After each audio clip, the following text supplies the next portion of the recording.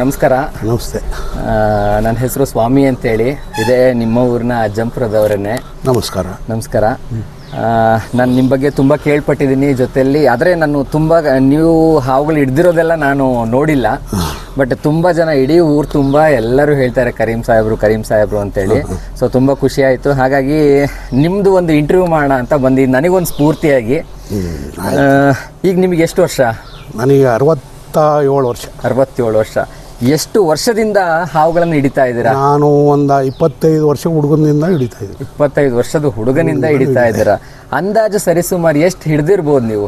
ಒಂದು 30-40 ಸಾವಿರ ಹಿಡಿದಿದ್ದೀನಿ. ಏನು ಮಾವ ಲೆಕ್ಕ ಇಲ್ಲ. 30-40 ಸಾವಿರ ಹಿಡಿದೀನಿ. ಓಕೆ, ನೋಡ್ತಾ ಇರ್ಬೋದು ಸ್ನೇಹಿತರೆ, ಸಾಹೇಬ್ರು ಅವರ ಜೊತೆಯಲ್ಲಿ ಅವ್ರ ಫ್ರೆಂಡು ಇದ್ದಾರೆ, ಅವರು ಹೇಳ್ತಾ ಇದ್ದಾರೆ ಅವ್ರ ಜೊತೆಯವರು 30-40 ಸಾವಿರಕ್ಕಿಂತ ಹೆಚ್ಚು ಹಾವುಗಳನ್ನ ಹಿಡಿದಿದ್ದಾರೆ ಅಂತೇಳಿ. ಆದರೆ ಇದೇನಾಗ್ತಾ ಇದೆ ಅಂತಂದರೆ, ಹಿಂದಿನ ಕಾಲದಲ್ಲಿ ಅಥವಾ ಅವಾಗ ಇದನ್ನು ಯಾರೂ ಸಹ ಒಂದು ಲಿಖಿತವಾಗಿ ದಾಖಲೆ ರೂಪದಲ್ಲಿ ಮಾಡಿಟ್ಟಿಲ್ಲ. ನಮಗೆ ಅದೊಂದೇ ಆಗಿರೋವಂಥದ್ದು. ಇತ್ತೀಚೆಗೆ ಕೆಲವೊಂದು ವೀಡಿಯೋಸ್ಗಳು ಅಥವಾ ಸಾಹೇಬರು ಎಲ್ಲಾದರೂ ಹಾವುಗಳನ್ನ ಹಿಡಿಲಿಕ್ಕೆ ಅಂತ ಹೋದಾಗ ವಿಡಿಯೋಗಳು ಮಾಡಿರೋವಂಥ ತುಂಬ ನೋಡಿದ್ದೀನಿ. ಸೊ ಇವಾಗ ನೋಡ್ತಾ ಇರ್ಬೋದು, ಇಲ್ಲೊಂದು ಕೇರೆ ಹಾವನ್ನ ಹಿಡ್ಕೊಂಡಿದ್ದಾರೆ. ಮುಟ್ಬೋದಾ ನಾನು? ಹಾಂ, ಮುಟ್ಬೋದು ಸರ್. ಓಕೆ ಓಕೆ ಓಕೆ ಅಷ್ಟೇ, ಏನು ಮಾಡಲ್ಲ. ಸೊ ಹಾಗಾಗಿ ಜೊತೆಯಲ್ಲಿ ನಿಮ್ಮದು ಸ್ವಂತ ಊರು ಯಾವುದು? ಸ್ವಂತ ಊರು ನಾವು ಮೊದಲು ಬೀರೂರಾಗಿದ್ದು, ಹಾಂ, ಈಗೆಲ್ಲ ಮನೆ ಕಟ್ಕೊಂಡು ಅಜ್ಜಂಪುರದಲ್ಲೇ ಇದ್ದೀವಿ. ಒಂದು 25-30 ವರ್ಷ, 50 ವರ್ಷ ಆಯ್ತು ಮಾವ. ಒಂದು 50 ವರ್ಷದಿಂದ 50 ವರ್ಷದಿಂದ ಇಲ್ಲೇ ಇದ್ದೀರಾ. ಹೌದು. ನಿಮ್ಮ ಫ್ಯಾಮಿಲಿ ಅಥವಾ ನಿಮ್ಮ ಕುಟುಂಬದಲ್ಲಿ ಯಾರಾದರೂ ಮುಂಚೆ ಹಿಡಿತಾ ಇದ್ರಾ? ನಿಮ್ಮ ತಂದೆ ಅಥವಾ ಯಾರಾದರೂ? ನಮ್ಮ ತಂದೆ ಹಿಡಿಯೋರು, ಅವ್ರು ಹಾವು ಕಚ್ಚಿ ಅನ್ಸತ್ತಿಲ್ಲ, ತೀರೋದ್ರು. ಓಕೆ. ನನ್ನ ತಮ್ಮ ಒಬ್ಬ ಇದ್ದ, ಅವನು ಭಾರಿ ಹಾವು ಹಿಡ್ದನು. ಅವನು ಹಿಂಗೆ ತೋರ್ಸಕ್ಕೆ ಹೋಗಿ ಒಬ್ಬ ತೀರೋದ. ಓಕೆ. ತಮ್ಮ ಕೊನೇನು. ನಾನೇ ದೊಡ್ಡನ ಮನೆಗೆ ನಾನು ಹಿಡಿತಾ ಇದ್ದೀನಿ. ಇನ್ನೂ ನನಗೆ ಇಲ್ಲಿವರೆಗೇನು ಆಗಿಲ್ಲ. ಇದುವರೆಗೂ ಇಷ್ಟು ಹಾವುಗಳನ್ನು ಹಿಡಿದಿದ್ದೀರಾ ಅಂತಂದ್ರೆ ಯಾವುದೋ ಹಾವು ಹತ್ರ ಕಚ್ಚಿಸ್ಕೊಂಡಿಲ್ಲ. ಓಕೆ. ಎಲ್ಲೆಲ್ಲೆಲ್ಲ ಹಾವುಗಳು ಹಿಡಿದಿರಾ? ಯಾವ್ಯಾವ ಹಾವುಗಳನ್ನು ಹಿಡಿದಿದ್ದೀರಾ? ನಾನು ಕಾಳಿಂಗ ಹಾವು ಮಣಗದ್ದೆ ಶಿವಮೊಗ್ಗದಲ್ಲಿ ಹಿಡಿದೀನಿ. ಮಣಗದ್ದೆ ಹತ್ರ ಅಲ್ಲಿ ಊರೊಳಗೆ ನಮ್ಮ ಸುತ್ತ ಅಜ್ಜಂಪುರ ಸುತ್ತ ಇಡ್ಲಿಗೆ ಸುತ್ತನೂ ಹಿಡಿದಿದ್ದೀನಿ. ಶಿವನೆ, ಬುಕ್ಕಂಬದಿ, ಶಿವನೆ ಎಲ್ಲ ಕಡೆ ಹಿಡಿದಿದ್ದೀನಿ. ಹೆಬ್ಬೂರು ಅಲ್ಲಿ ಇಲ್ಲಿ ಎಲ್ಲ ಕಡೆ ಹಿಡಿತೀನಿ. ಫೋನ್ ಮಾಡ್ತಾರೆ, ಹೋಗ್ತೀನಿ. ಓಕೆ. ಈಗ ನಿಮ್ಮದು ಒಂದು ಸೇವೆ ರೂಪದಲ್ಲಿ ಇವತ್ತು ಊರಲ್ಲಿ 25,000 ಜನ 50,000 ಜನ ಇದ್ರೂ ಸಹ ಯಾರು ಈ ಧೈರ್ಯವನ್ನ ಮಾಡ್ತಾ ಇಲ್ಲ. ನೀವು ಒಬ್ರು ಈ ಒಂದು ಹಾವುಗಳನ್ನ ರಕ್ಷಣೆ ಮಾಡುವಂತ ಕೆಲಸ ಮಾಡ್ತಾ ಇದ್ರೆ ಅದಕ್ಕೆ ಕೃತಜ್ಞತೆಗಳನ್ನು ಸಲ್ಲಿಸ್ತೀನಿ. ಜೊತೆಯಲ್ಲಿ ನಿಮಗೆ ಯಾವುದಾದ್ರೂ ಡಿಪಾರ್ಟ್ಮೆಂಟಿಂದ ಅಥವಾ ಫಾರೆಸ್ಟ್ ಡಿಪಾರ್ಟ್ಮೆಂಟಿಂದ ಏನಾದರೂ ಸಹಕಾರಗಳು ಸಿಕ್ಕಿದೆಯಾ? ಯಾವ ಸಹಕಾರ ಏನಿಲ್ಲ. ಡಿಪಾರ್ಟ್ಮೆಂಟಾಗ ಒಂದು ಹೆಬ್ಬ ಹಿಡಿದಿದ್ದೆ, ಅಣ್ಣೆ ತಾವ. ಅದೇನೋ ಇಕ್ಲ ಬೂಡ್ಸು ಏನೇನೋ ಕೊಡ್ತೀನಿ ಅಂದರು, ಏನು ಇಲ್ಲಿವರೆಗೂ ಕೊಟ್ಟಿಲ್ಲ. ಓಕೆ. ಅಲ್ಲಿ ಊರಿನ ಅಧ್ಯಕ್ಷಗಳು ಹೇಳಿದ್ರು, ಅವರು ಕೊಟ್ಟಿಲ್ಲ. ಹಂಗೆ ಹಿಡಿತೀನಿ. ಇದ್ದೀರಾ? ಓಕೆ. ಜೊತೆಯಲ್ಲಿ ನೀವು ಕಂಡಂಗೆ ತುಂಬ ವಿಷಕಾರಿ ಹಾವುಗಳು ಅಂದರೆ ಯಾವುದು? ವಿಷಕಾರಿ ಹಾವು ಅಂದರೆ ಒಂದು ಸ್ನೇಕ್ ಕೋಬ್ರಾ. ಓಕೆ. ನಾಗರ ಹಾವು. ಒಂದು ಈ ಉರ್ಮಂಡ್ಲ ಅಂತ ಒಂದು ಬರುತ್ತೆ, ಹೆಬ್ಬಾವು ಟೈಪು ಅದು.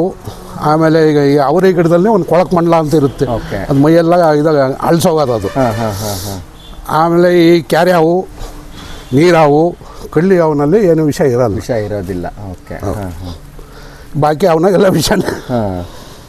ನೀವೇನಾದರೂ ಹಾವುಗಳ ಕಚ್ಚಿದಕ್ಕೆ ಔಷಧಿ ಕೊಡೋ ಅಂಥದ್ದು ಏನಾದರೂ ಮಾಡಿದ್ದೀರಾ? ಔಷಧಿ ನಮ್ಮ ಅಜ್ಜಂಪುರದಲ್ಲಿ ನಾನು ಒಂದು 2-3 ಕೊಟ್ಟಿನಿ ಅಷ್ಟೇ. ಎಲ್ಲ ಚೆನ್ನಾಗಿದ್ದಾರೆ. ಇಲ್ಲಿ ಹಾವು ಕಚ್ಚಿಸ್ಕೊಂಡ್ರೆ ಈ ಕಲ್ಲೆತ್ತಿ ಅಂತ ಇದ್ದಾರೆ ಇಲ್ಲಿ ಹಾವಿಡಿಯರು, ಯಾವ ಔಷಧಿ ಕೊಡೋರು ಅವ್ರ ಮನೆಗೆ ಓಡೋಗ್ತಾರೆ ಎಲ್ಲ. ಓಕೆ. ಈಗ ನಿಮ್ಮ ಪ್ರಕಾರ ಯಾವುದಾದ್ರೂ ಈ ಥರ ವಿಷಕಾರಿ ಹಾವುಗಳು ಕಚ್ಚಿದ್ರೆ ನಾವು ಇಲ್ಲಿ ನಾಟಿ ವೈದ್ಯರನ್ನ ಭೇಟಿ ಮಾಡೋದು ಒಳ್ಳೇದಾ ಅಥವಾ ಸರ್ಕಾರಿ ಆಸ್ಪತ್ರೆಗಳಿಗೆ ಹೋಗೋದು? ಸರ್ಕಾರಿ ಆಸ್ಪತ್ರೆಗೆ ಹೋಗೋದು ಭಾರಿ ಒಳ್ಳೆಯದು. ಏನೇನು ಪ್ರಥಮ ಚಿಕಿತ್ಸೆಗಳನ್ನ ತಗೊಳ್ಬೇಕಾಗತ್ತೆ ನಿಮ್ಮ ಪ್ರಕಾರ? ಹಾವೇನಾದರೂ ಕಚ್ಚಿದ್ರೆ ಏನು ಮಾಡಬೇಕು ಅಂತ? ಹಾವು ಕಚ್ಚಿದ ತಕ್ಷಣ ಕಚ್ಚಿರೋದು ಒಂದು ಗೇಣು ಬಿಟ್ಟು ದಾರ ಕಟ್ಟಿಬಿಡ್ಬೇಕು. ಅಂತ ಕೊಳ್ಳಾಗ ಇದು ಇರ್ತವೆ, ಕಟ್ಟಬೇಕು. ಆಮೇಲೆ ಸ್ವಲ್ಪ ಕಚ್ಚಿರೋ ಸ್ವಲ್ಪ ಬ್ಲಡ್ ತೆಗಿಬೇಕು. ಅದ್ರ ಮೇಲೆ ನೀರು, ಎಕ್ಕೆ ಹಾಲು ಎಂಥದ್ದು ಹಾಲು ಬಿಡ್ತಿದ್ರೆ ಆ ವಿಷ ಎಲ್ಲ ಹೊರಗೆ ಬರುತ್ತೆ. ಇಲ್ಲ ಅಂದರೆ ರಕ್ತ ಬಂದು ಎಬ್ಗಟ್ಬಿಡುತ್ತೆ, ವಿಷ ಹೊರಗೆ ಬರಲ್ಲ. ಅದ್ರ ಮೇಲೆ ತೊಟ್ಟು ಅಂತ ಅನಗಿಸ್ತಿರ್ಬೇಕು, ಆ ವಿಷ ಹೊರಗೆ ಬರ್ತಾನೇ ಇರುತ್ತೆ. ಅಷ್ಟು ಮುಂಚೆ ಅದು ಜಾಗ್ರತೆ ಮಾಡ್ಕೋಬೇಕು, ಆಮೇಲೆ ಮೆಡಿಸಿನ್ ತಗೋಬೇಕು. ಈಗ ಫಿಲಮಲ್ಲೆಲ್ಲ ತೋರಿಸ್ತಾರಲ್ಲ, ಏನು ಬಾಯಲ್ಲಿ ವಿಷ ತೆಗಿಯೋದು, ಅವೆಲ್ಲ ಸುಳ್ಳು ಸುಳ್ಳು ಮಾಡಬಾರ್ದು ಅದೆಲ್ಲ. ಓಕೆ. ಜೊತೆಯಲ್ಲಿ ಈಗ ನೀವು ನಿಮ್ಮನ್ನ ಯಾವುದಾದ್ರೂ ಮಾಧ್ಯಮಗಳು ಪ್ರಚಾರ ಮಾಡಿದಾರಾ? ಮಾಡ್ಯಾರಂದರೆ ಒಂದು ಸನ್ಮಾನ ಮಾಡಿದ್ದಾರೆ, ಒಂದು 5-6 ಜಗದಾಗೆ. ಈ ಸ್ಕೂಲ್ ಫೀಲ್ಡಲ್ಲಿ ಮಾಡಿದ್ದಾರೆ, ತರೀಕೆರೆ ಲಾಯರ್ ಅವರು ಸನ್ಮಾನ ಮಾಡಿದ್ದಾರೆ. ಆಮೇಲೆ ನಮ್ಮ ಅಜ್ಜಂಪುರದಲ್ಲೇ 3-4 ಜಗದಾಗ ಸನ್ಮಾನ ಮಾಡಿದ್ದಾರೆ. ಎಲ್ಲ ಚೆನ್ನಾಗಿ ನೋಡಿದ್ದಾರೆ. ಯಾವ್ದಾದ್ರು ಇತ್ತೀಚೆಗಿನ ಫೋಟೋಸ್ಗಳೇನಾದ್ರೂ ಇದೆಯಾ ನಿಮ್ಮ ಹತ್ರ? ಪೋಸ್ಟರ್ಸ್ ಇದೆ, ಒಂದು ಇವು ನಮ್ಮ ಫೋಟೋ ತೆಗಿತಾರೆ ಅಂತಾರೆ ಅವರು, ಪವಿತ್ರ ಪ್ರೆಸ್ನವರು ಪ್ರಿಂಟ್ ಮಾಡಿ ಕೊಟ್ಟಿದ್ರು. ಇದಿದೆ, ಕಾರ್ಡ್ ಇದೆ, ಅದ್ರಾಗ ಆ ಹಿಡಿದ ಫೋಟೋ ಎಲ್ಲ ಇದಾವೆ. ಅದನ್ನ ನಾನು ನಮ್ಮ ವೀಕ್ಷಕರಿಗೆ ಅಲ್ಲಿ ಹೋಗಿ ಫೋಟೋಸ್ನ ತಗೊಂಡು ಒಂದ್ಸರಿ ತೋರಿಸ್ಲಿಕ್ಕೆ ಅಂತ ಮಾಡ್ತೀನಿ. ತುಂಬಾ ತುಂಬಾ ಧನ್ಯವಾದಗಳು. ನಿಮ್ಮ ಸಹಕಾರ, ನಿಮ್ಮ ಸ್ಫೂರ್ತಿಯಿಂದ ನಾನು ಸಣ್ಣ ಪುಟ್ಟ ಹಾವುಗಳನ್ನ ಹಿಡಿಯೋದನ್ನ ಅಭ್ಯಾಸ ಮಾಡ್ಕೊಂಡಿದ್ದೀನಿ. ಹಾಗಾಗಿ ರಕ್ಷಣೆ ಮಾಡೋದು ಬಾರಿ ಒಳ್ಳೇದು. ಹಾವುಗಳನ್ನ ರಕ್ಷಣೆ ಮಾಡೋದು. ಈಗ ತುಂಬಾ ಜನ ಏನ್ ಮಾಡ್ತಾರೆ, ಈ ಕೆರೆ ಹಾವೆಲ್ಲ ಬಾಲ್ದಲ್ಲಿ ವಿಷ, ಬಾಲ್ದಾಗ ಯಾವ್ದು ಇರಲ್ಲ ಅಂತ ಹೇಳ್ತಾರೆ. ಅದ್ರ ಜಾತಿನೇ ಉದ್ದ, ಅದರಿಂದ ಬಾಲ್ದಾಗ ಯಾವ ಹೊಡೆಯಲ್ಲ. ವಿಷ ಇರುವಂತ ಹಾವುಗಳು ಅಂದ್ರೆ ಹಲ್ಲಲ್ಲಿ ಮಾತ್ರ ವಿಷ ಇರುತ್ತೆ, ಅಲ್ಲಲ್ಲಿ ಮಾತ್ರ ವಿಷ ಇರುತ್ತೆ. ಹಾಗಾಗಿ ನಿಮ್ಮನ್ನ ಭೇಟಿ ಮಾಡಿದ್ದು ತುಂಬಾ ಖುಷಿ ಆಯ್ತು. ಮುಂದಿನ ದಿನಗಳಲ್ಲಿ ಯಾವ್ದಾದ್ರು ಸಹಕಾರಗಳು ನಿಮ್ಮಿಂದ ನನಗೆ ಬೇಕು ಅಂದ್ರೆ ಖಂಡಿತ ಕೇಳ್ತೀನಿ. ಕೇಳ್ರಿ, ನನ್ನ ಕರೀರಿ, ಖಂಡಿತವಾಗ್ಲೂ ಆಗ್ಲಿ. ಹಾಗೆ ಯಾಕೆ ನೀವೊಂದು ಈಗ ಸರ್ಕಾರದಲ್ಲಿ ಇದೆ, ಹಾವು ಕಚ್ಚಿ ತೀರ್ ಹೋದ್ರೆ ಅವರಿಗೆ ಇಷ್ಟು ಅಂತ ಹೇಳಿ ಹಣವನ್ನ ಕೊಡ್ತಾರೆ. ಸೊ ಅದನ್ನ ಒಂದು ರಿಜಿಸ್ಟರ್ ಅಂತ ಏನಾದ್ರು ಮಾಡ್ಸಿದಿರಾ ಫಾರೆಸ್ಟ್? ಏನೋ ಮಾಡ್ಸಿಲ್ಲ ಸರ್. ಹಾಗಿದ್ರೆ ಮುಂದಿನ ದಿನಗಳಲ್ಲಿ ಒಂದು ಪ್ರಯತ್ನ ಮಾಡೋಣ. ಫಾರೆಸ್ಟ್ ಡಿಪಾರ್ಟ್ಮೆಂಟ್ ಗೆ ಹೋಗಿ ಅದನ್ನ ತಿಳಿಸ್ಕೊಡೋಣ. ಉರಗ ತಜ್ಞ ನಮ್ಮೂರ್ನಲ್ಲಿ ಇದಾರೆ, ಕರೀಂ ಸಾಬ್ ಅಂತ ಹೇಳಿ.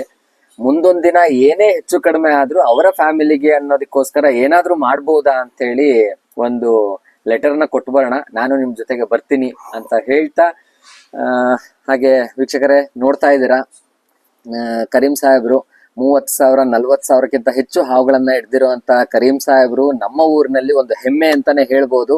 ಯಾಕೆ ಅಂತ ಅಂದ್ರೆ ಇರುವಂತ ಇಷ್ಟು ಯುವಕರು ಅಥವಾ ಇಷ್ಟು ಜನಗಳಲ್ಲಿ ಧೈರ್ಯ ಮಾಡಿ, ಇನ್ನೊಂದು ಸಾಹೇಬ್ರೆ, ಏನೋ ಗರುಡ ರೇಖೆ ಇರುತ್ತಂತೆ, ಅದಂತೆ ಅಂತಾರೆ. ಗರುಡ ರೇಖೆ ಏನು ಇರಲ್ಲ, ಒಂದು ಟೆಕ್ನಿಕ್ ಇರ್ಬೇಕು. ಅದ್ರ ಮೇಲೆ ಹಾವು ಯಾವ ತರ ಮಲಗಿದೆ, ಯಾವ ತರ ಹಿಡಿಬಹುದು, ಇದನ್ನ ಅದೊಂದು ತಲೆಯಲ್ಲಿ ಇಟ್ಕೋಬೇಕು. ಸುಮ್ನೆ ಹೋಗಿ ಗರುಡ ಕೈ ಹಾಕೋದಲ್ಲ, ಒಂದು ಟೆಕ್ನಿಕ್ ಇರ್ಬೇಕು.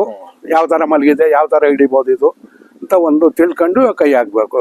ಒಂದು ಹಾವಿನ ಸ್ವಭಾವ ನೋಡ್ಕೊಬೇಕು, ಹೆಂಗಿರುತ್ತೆ, ಯಾವ ಪೊಸಿಷನ್ ಅಲ್ಲಿ ಇರುತ್ತೆ ನೋಡಿ ಕೈ ಹಾಕ್ಬೇಕು. ಸುಮ್ನೆ ಕೈ ಹಾಕೋದಲ್ಲ. ಜೊತೆಲಿ ಇನ್ನೊಂದು ತುಂಬಾ ಧೈರ್ಯ ಬೇಕು, ಧೈರ್ಯ ಇರ್ಬೇಕು. ಈಗ ಹಾವು ಅಂದ್ರೆ ಹರನು ನಡುಕ್ತಾನೆ ಒಂದು ಗಾದೆ ಇದೆ. ಹೌದು, ಹಾವು ಅಂದ್ರೆ ಹರನು ನಡುಕ್ತಾನೆ ಅನ್ನುವಂತ ಒಂದು ಗಾದೆ. ಸೊ ಅಂತದ್ದು ನೋಡ್ತಾ ಹೋದ್ರೆ ಇಷ್ಟೊಂದು ಸಾವಿರಾರು ಜನಗಳಲ್ಲಿ ನಿಮಗೆ ಆ ಧೈರ್ಯ ಇದೆ ಅಂತ ಅಂದ್ರೆ ತುಂಬಾ ಪ್ರಶಂಸೆ ಮಾಡ್ಬೇಕಾಗಿರುವಂತ ವಿಚಾರ. ಸೊ ಹಾಗಾಗಿ ತುಂಬಾ ಧನ್ಯವಾದಗಳು. ನೀವು ನಮಗೆ ಈ ಒಂದು ಇಂಟರ್ವ್ಯೂನ ಕೊಟ್ಟಿದ್ಕೆ. ಮತ್ತೆ ಯಾವಾಗ್ಲಾದ್ರೂ ಮತ್ತೆ ನಾನು ಭೇಟಿ ಆಗ್ತಾನೆ ಇರ್ತೀನಿ, ಇಲ್ಲೇ ಇರ್ತೀವಿ, ಭೇಟಿ ಆಗ್ತಾ ಇರೋಣ ಸರ್. ತುಂಬಾ ಧನ್ಯವಾದ.